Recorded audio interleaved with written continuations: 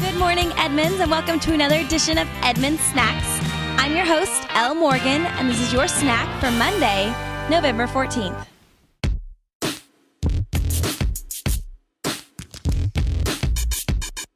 I work with a team that helps challenge teams organize and implement good agile and design thinking best practices. I always have my phone in hand when I walk around the office. I have 2 cats, and some people think I'm a crazy cat lady, although that title should be reserved for ladies who have 3 cats or more. Who am I?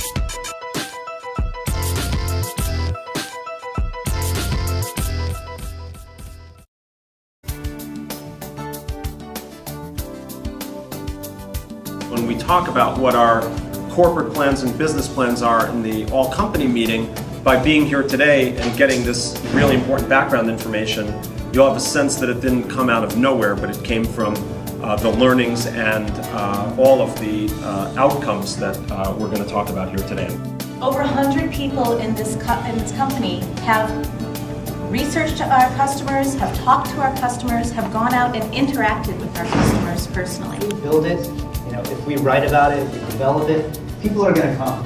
And the reality is that people have come. We really need to work hard at making sure the content is easy to find, that we use simple language so that the content is easy to understand, and also that we make the content more bite-sized so that people can digest it. We wanted to look really closely at how many people really know Edmunds.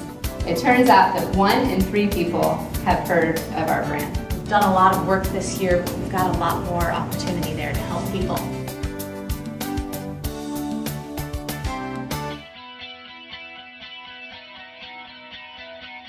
I'm here with Donna DeRosa. Donna is the managing editor in the editorial department, and she's going to give us a little insight as to how the articles come about, how they're posted, where the ideas come from.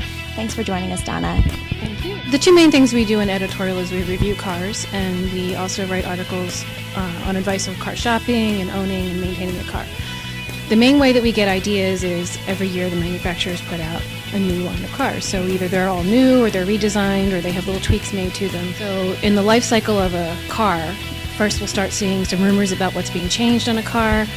So we'll write some news articles, or we'll start getting little snippets of information from the manufacturer.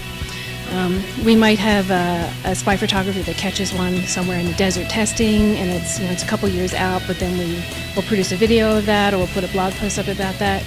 And then usually the manufacturers will invite us to events. So they'll invite members of the press, and we get to see a car when it's ready to be sold. And then we'll get a car that comes to the office, and we get to test it for 2 weeks. And the data team will go over it and do measurements, and we'll take it to our studio, and we'll see how the cargo fits, and we'll measure it. We'll take it to our test track, and we'll do the performance testing.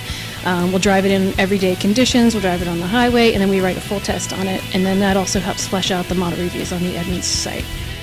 So you have a pretty robust team on editorial. How do you decide? There's so many different stories coming in. Who gets what? How is that decided? Is it a battle down there for the best stories, or? Everyone wants to drive really cool cars, but everyone has their specialty. Is there a type of article that you feel like has generated the most buzz, or has there been an article in history that's been like, that's a huge article, or is it just different types that are very popular? It really depends. On the Edmunds side, our top 10 articles for how to buy a new car and a used car and the Confessions of a Car Salesman are just timeless classics. They have the most page views of anything on our site.